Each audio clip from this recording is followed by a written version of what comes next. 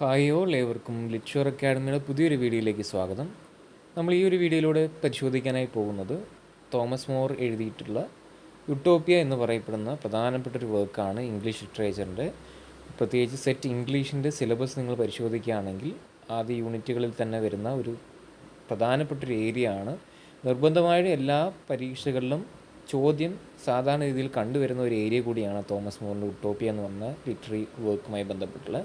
അപ്പോൾ ആ ഒരു വർക്കിനെ റിലേറ്റ് ചെയ്തിട്ട് ഏതൊക്കെ തരത്തിൽ പ്രധാനപ്പെട്ട ക്വസ്റ്റ്യൻസ് ചോദിക്കാൻ ചാൻസ് ഉണ്ട് എന്ന് മുൻനിർത്തിയിട്ടുള്ള ഏതാനും ക്വസ്റ്റ്യൻസാണ് പ്രധാനമായും ഈ ഒരു വീഡിയോയിലൂടെ പരിചയപ്പെടുത്താനായിട്ട് ആഗ്രഹിക്കുന്നത്. അപ്പോൾ പ്രധാനമായും ഇതുപോലുള്ള മെറ്റീരിയൽസും മറ്റ് കാര്യങ്ങൾ ലഭ്യമാകുന്നതിന് വേണ്ടി നമ്മുടെ ടെലിഗ്രാം ചാനൽ നിങ്ങൾക്ക് വേണമെങ്കിൽ ജോയിൻ ചെയ്യാവുന്നതാണ്. നമ്മുടെ കമൻറ്റ് ബോക്സിൽ പിൻ ചെയ്തിരിക്കുന്ന ലിങ്ക് വഴി നിങ്ങൾക്ക് ടെലിഗ്രാം ഗ്രൂപ്പിൽ ജോയിൻ ചെയ്യാവുന്നതാണ്. അതോടൊപ്പം തന്നെ ഇനി നടക്കാനായി പോകുന്ന set English, set general paper 1 coaching നിങ്ങൾ ആഗ്രഹിക്കുന്നുണ്ടെങ്കിൽ ക്രാഷ് ബാച്ച് നമ്മൾ ആരംഭിച്ചിട്ടുണ്ട്. ഏതാനും കുറഞ്ഞ ഫീസ് നിരക്കിൽ തന്നെ കൃത്യമായ സിലബസ് പൂർണ്ണമായും കവർ ചെയ്യുന്ന PDF മെറ്റീരിയൽസും റെക്കോർഡഡ് വീഡിയോ ക്ലാസ്സുകളും PYQ മോക്ക് എക്സാമും മോഡൽ എക്സാമും അടങ്ങുന്ന ഒരു കംപ്ലീറ്റ് പാക്കേജ് നിങ്ങൾക്ക് ക്രാഷ് ബാച്ചിൽ തന്നെ ലഭ്യമാകുന്നതാണ്.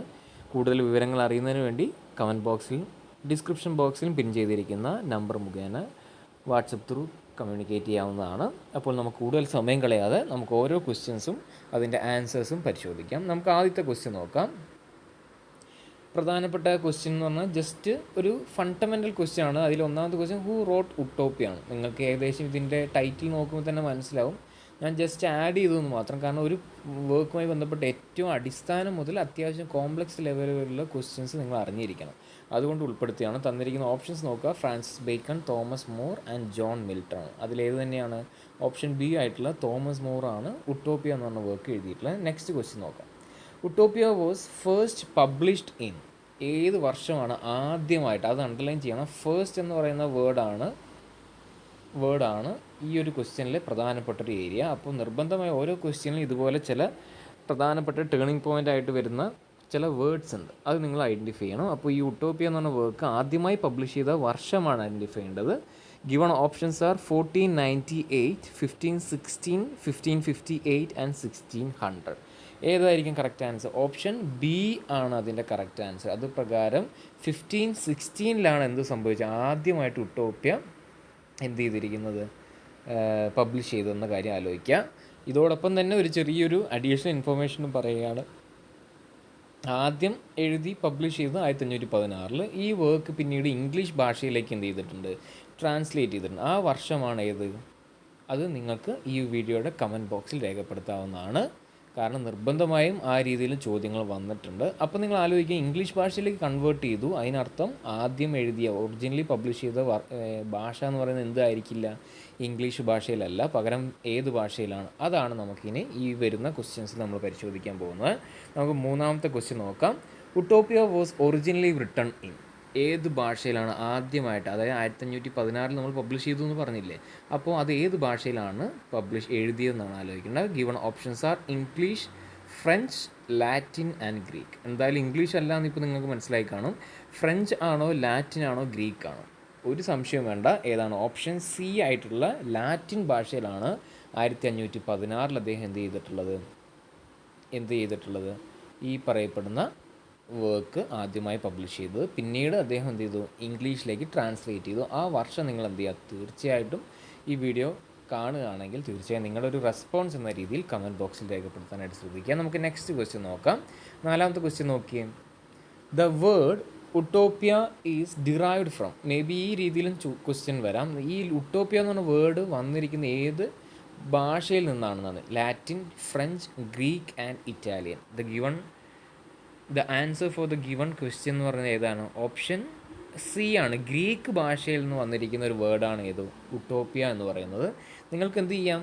നിങ്ങൾക്ക് ഇതുപോലുള്ള വീഡിയോസ് ഇനിയും നിങ്ങൾക്ക് ഓരോ പ്രധാനപ്പെട്ട ഏരിയ ഏത് വേണമെന്ന് നിങ്ങൾക്ക് കമൻറ്റ് ബോക്സിൽ രേഖപ്പെടുത്താം. അതുമായി ബന്ധപ്പെട്ട പോസിബിൾ ക്വസ്റ്റ്യൻസ് നമുക്ക് എന്ത് ചെയ്യാം? ഈ ഒരു ചാനൽ വഴി നമുക്ക് ഷെയർ ചെയ്യാവുന്നതാണ്. അപ്പോൾ നിങ്ങൾ കൃത്യമായൊരു ഒരു ചെറിയൊരു നോട്ട്ബുക്ക് നിങ്ങൾ തയ്യാറാക്കുകയാണെങ്കിൽ ഇതുപോലുള്ള പ്രധാനപ്പെട്ട ക്വസ്റ്റ്യൻസും അതിൻ്റെ ആൻസേഴ്സും നിങ്ങൾക്ക് നോട്ട് ഡൗൺ ചെയ്യാവുന്നതാണ്. അപ്പോൾ നമ്മൾ നാലാമത്തെ ക്വസ്റ്റ്യൻ കണ്ടു. ഗ്രീക്ക് ഭാഷയിൽ നിന്നാണ് എന്ത് വന്നിരിക്കുന്നത്? യുട്ടോപ്പിയ എന്ന് പറഞ്ഞ വേർഡ് വന്നിരിക്കുന്നത്. ഇനി അഞ്ചാമത്തെ ക്വസ്റ്റ്യൻ നോക്കാം.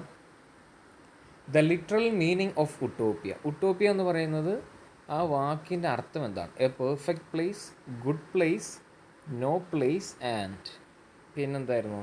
ഓപ്ഷൻ ഡി ഹോളി പ്ലേസ് ആണ്. ശരിക്കും എന്താണ് ഇതിനർത്ഥം? നോ പ്ലേസ് ആണ്. ഇങ്ങനൊരു സത്യത്തിൽ എന്താ, ഇങ്ങനൊരു സ്ഥലമില്ല. ഉട്ടോപ്പിയ എന്ന് പറയുന്നത് ഒരു കംപ്ലീറ്റ്ലി ബിൽഡ് ഓഫ് പ്യൂർ ഇമാജിനേഷനാണ്. അതായത് പൂർണ്ണമായി സാങ്കല്പികമായിട്ട് നിർമ്മിക്കപ്പെട്ടിരിക്കുന്ന ഒരു സിറ്റിയെ വിളിക്കുന്ന പേരാണെന്ത്? ഉട്ടോപ്പിയ എന്ന് മനസ്സിലാക്കുക. നെക്സ്റ്റ് ക്വസ്റ്റ്യൻ നോക്കാം. The narrator traveller in utopia. അതായത് നമ്മൾ വർക്കിലേക്ക് വന്നിരിക്കുകയാണ്. ഇതിപ്പോൾ നമ്മൾ പെരിഫറലായിട്ടുള്ള ചില ക്വസ്റ്റ്യൻസ് നമ്മൾ കണ്ടു. ഇനി നമ്മൾ വർക്കിലേക്ക് ഫോക്കസ് ചെയ്യുകയാണ്. അപ്പോൾ അതിൽ ഈ ഒരു വർക്കിൻ്റെ പ്രധാനപ്പെട്ട നെറേറ്റർ ട്രാവലറുണ്ട്. ആ വ്യക്തിയുടെ പേരാണ് ഐഡൻറ്റിഫൈ ചെയ്യേണ്ടത്. Options are Peter Gilles, Cardinal Morton, then option C Raphael Hythloday and option D എന്താണ്?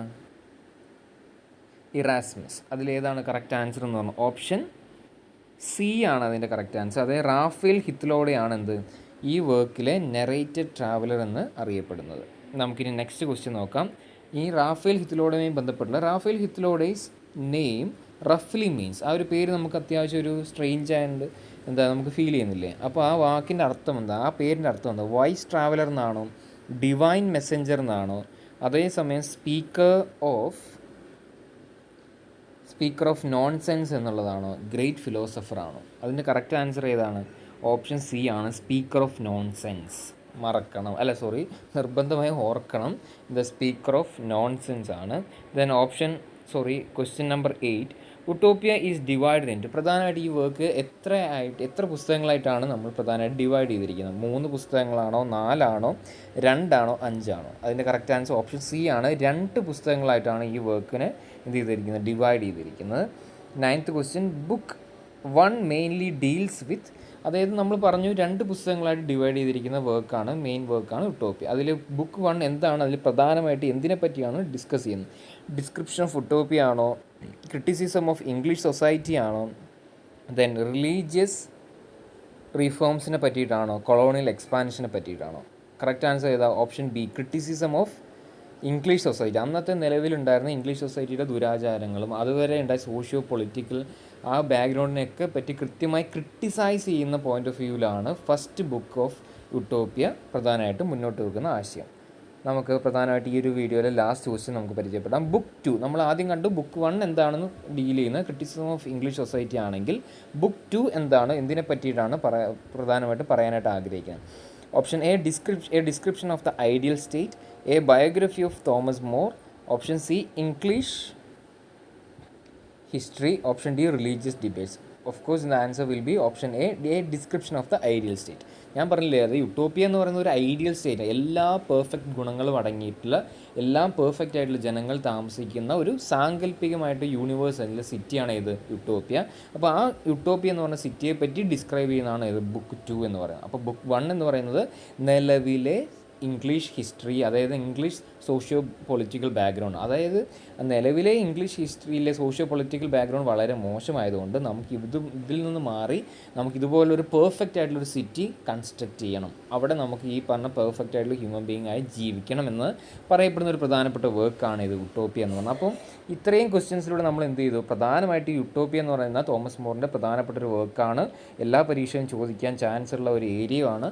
അതുമായി ബന്ധപ്പെട്ട പെരിഫറൽ പ്ലസ് ഇൻ ഡെപ്ത് എന്ന രീതിയിൽ വരുന്ന എല്ലാം ഡിസ്കസ് ചെയ്തു ഞാൻ ഒരിക്കലും പറയുന്നില്ല. ഏതാനും ക്വസ്റ്റ്യൻസ് നമ്മൾ പരിചയപ്പെട്ടിട്ടുണ്ട്. അപ്പോൾ നിങ്ങൾക്ക് വീഡിയോ ഇഷ്ടമാകുന്നുണ്ടെങ്കിൽ തീർച്ചയായും നിങ്ങൾക്ക് ഈ തുടർന്നും ഇതുപോലെ ഓരോ വർക്ക്സിനെ പറ്റിയിട്ടും ചിലപ്പോൾ ഈ വർക്ക്സിനെ പറ്റി നിങ്ങൾക്ക് ഇനിയും ചോദ്യങ്ങൾ വേണമെങ്കിൽ നിങ്ങൾക്കത് കമൻറ്റ് ബോക്സിൽ രേഖപ്പെടുത്താവുന്നതാണ്. കൃത്യമായ രീതിയിൽ നിങ്ങളുടെ റെസ്പോൺസ് ഉണ്ടെങ്കിൽ മാത്രമേ നമുക്ക് തുടർന്നും വീഡിയോ ചെയ്യാനായിട്ട് ഒരു താല്പര്യം ഉണ്ടാവുകയുള്ളൂ. അപ്പോൾ ഒരു കാര്യം കൂടി ഓർപ്പിക്കുന്നു, നിങ്ങൾക്ക് കോച്ചിങ് ആയിട്ട് താല്പര്യമുണ്ടെങ്കിൽ, ജോയിൻ ചെയ്യാൻ താല്പര്യമുണ്ടെങ്കിൽ അതിന് അവസരവും നമ്മൾ ഈ ഒരു ലിറ്റ്ഷുവർ ഫാമിലിയോട് നൽകുന്നുണ്ട്. ക്രാഷ് ബാച്ച് ഓപ്പൺ ചെയ്തിട്ടുണ്ട്. സെറ്റ് ഇംഗ്ലീഷിനും സെറ്റ് ജനറൽ പേപ്പർ 1നും. ഇനിയുള്ള അതായത് ഓഗസ്റ്റ് മാസമാണ് നിങ്ങളുടെ എക്സാം നടക്കാനായി പോകുന്നത്. ജൂൺ, ജൂലൈ, ഓഗസ്റ്റ് 3 മാസം സമയം ഇനിയുണ്ട്. അപ്പോൾ കൃത്യമായ രീതിയിൽ നിങ്ങൾക്കൊരു പ്ലാൻ ഇല്ലെങ്കിൽ തീർച്ചയായും നമ്മുടെ കയ്യിൽ കൃത്യമായ പ്ലാൻ ഉണ്ട്. അത് നിങ്ങൾ പഠിക്കാൻ താല്പര്യമുണ്ടെങ്കിൽ തീർച്ചയായും നമ്മുടെ തരുന്ന മെറ്റീരിയൽ നിങ്ങൾക്ക് അതിനുവേണ്ട എല്ലാ ദിവസവും ഒരു കൃത്യമായ സമയം മാറ്റിവെക്കാൻ നിങ്ങൾ തയ്യാറാണെങ്കിൽ തീർച്ചയായും ഇപ്രാവശ്യത്തെ സെറ്റ് നിങ്ങൾക്കുള്ളതാണ്. അപ്പോൾ കൂടുതൽ സമയം കളയുന്നില്ല. സോ ഇറ്റ്സ് ബൈ ഫ്രം ലിറ്റ്ഷുവർ അക്കാഡമി. Thank you all.